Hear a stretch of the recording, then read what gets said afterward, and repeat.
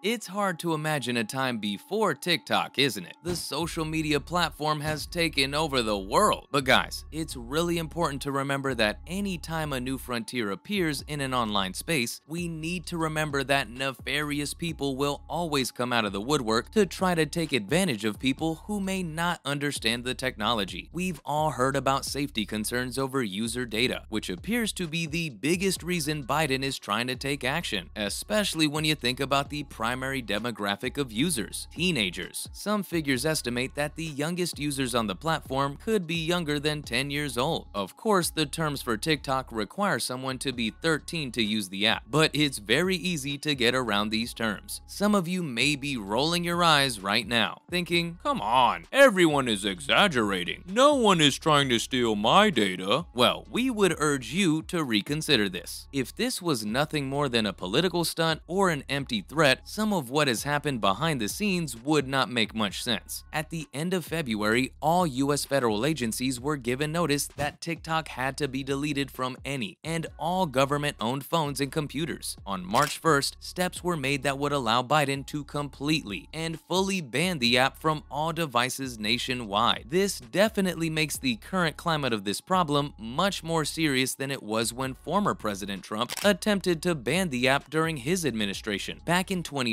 the US attempted to corner China's stakes in TikTok by forcing them to sell their shares to an American company. It's still up in the air how it will go this time, but this is a strategy that could work this time if the Biden administration is able to avoid the same mistakes that arose in 2020. So, what exactly are the security risks? TikTok is owned by a Chinese company called ByteDance. The Chinese government, through ByteDance, has access to user data, which includes location and personal details. In 2020, India was the first country to move forward with banning TikTok for the same reasons, and now it seems as though the US and Australia will be following suit. Some colleges have even already banned the app from all school devices and from their Wi-Fi servers. Students have figured out how to get around the Wi-Fi issue simply by turning Wi-Fi off on their devices and using cellular data instead. So, has anything actually happened that backs up the concerns the Biden administration has over TikTok? Last year, it was confirmed that the Chinese government stole user data from several journalists in America by way of employees of ByteDance. Even more concerning is that this event occurred after TikTok publicists had submitted a 90-page report detailing how the app was to be run in America and how user data would be handled and protected. Oof! So what happens now? It seems like an open and shut situation, right? Another country is not only able to steal sensitive information from our children and peers, but they already have. We banned the app, right? Well, it isn't that simple. Unfortunately, Caitlin Chin of the Center for Strategic and International Studies in the US spoke on the possible legal repercussions if the ban is rushed. In democratic governments, the government can't just ban free speech or expression without very strong and tailored grounds to do so, and it's just not clear that we have that yet. With the rising popularity and use of TikTok, this will certainly be an uphill battle. One route the Biden administration might take is not to ban the use of the app, but by making it illegal for sponsors to advertise on the site. This would effectively dry up any monetary opportunities on the app. Apple and Google are also able to block the app from being downloaded on its devices. TikTok is a special case in its privacy issues. While some people have pointed out that farming data is not exclusive to TikTok, Robin Kaplan of the Data and Society Research Institute said, "The general consensus from the private community is that TikTok collects a lot of data, but it's not out of step with the amount of data collected by other apps." While this may be true, TikTok is owned by a Chinese company, unlike Facebook, Instagram, and Twitter. This potential ban spells out serious trouble for a lot of young influencers, especially those that make their living exclusively on TikTok. One such influencer is Charli D'Amelio, one of the biggest creators on the platform. Her sister Dixie is also an enormous creator, making them a force to be reckoned with in social media today. Charli was once a regular American girl before blowing up on TikTok.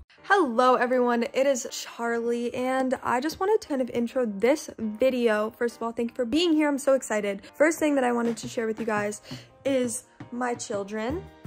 having been the most followed person on the app at one point. Now, exclusively due to her success online, Charli is worth $20 million. $20 million, guys. She's also been able to transition to a more traditional sense of fame by appearing on Dancing with the Stars. Celebrities are popping up on YouTube and TikTok. It's such a great environment to be a part of, and influencers are showing up on television and in feature films. The lines are blurring quickly. However, the D'Amelio family is not ready to let go of Dixie and Charli's original way of making their income. Her father, Mark, has recently expressed intentions to buy TikTok himself, which makes sense. If you had a daughter who made $20 million on an app, wouldn't you do anything to make sure that cash flow didn't stop? Mark took to Twitter and said, "I'm putting together a group of investors to pursue the purchase of TikTok." The tweet has now been viewed tens of thousands of times. What would Mark have to do to purchase the app? It all comes down to whether or not ByteDance is willing to sell. News outlets have published quotes from spokespeople from China's Commerce Ministry claiming that China would firmly oppose the sale. It definitely seems as though Mark D'Amelio has his work cut out for him. What do y'all think? Could there be a silver lining here that doesn't seem to come up in the conversation as much as it should? While TikTok is a lot of fun, and lots of people use it for educational purposes, its use for the most part seems to be what most of us think of when we think of the app: mindless, endless scrolling, and an algorithm that is too good at keeping our attention. There have been growing concerns over screen time, and even potential health problems associated with overuse of social media. Think of mental health problems with young people constantly comparing themselves to their peers at a degree that we have never seen before. There is also the increasingly sedentary lifestyle of many young people. We could go on and on about the cons, especially for teenagers, so maybe we shouldn't be so quick to panic over the app maybe getting banned. This is a complicated issue, and it isn't going to be solved overnight. We have issues concerning health, safety, and privacy of all users, including minors. We also have the D'Amelio family attempting to buy the app. What do you guys think will happen with TikTok? Do you think it'll get permanently banned like it has been in India? Or do you think ByteDance will cave and sell their shares to an American company or person? Maybe Elon Musk will rush in and buy it himself.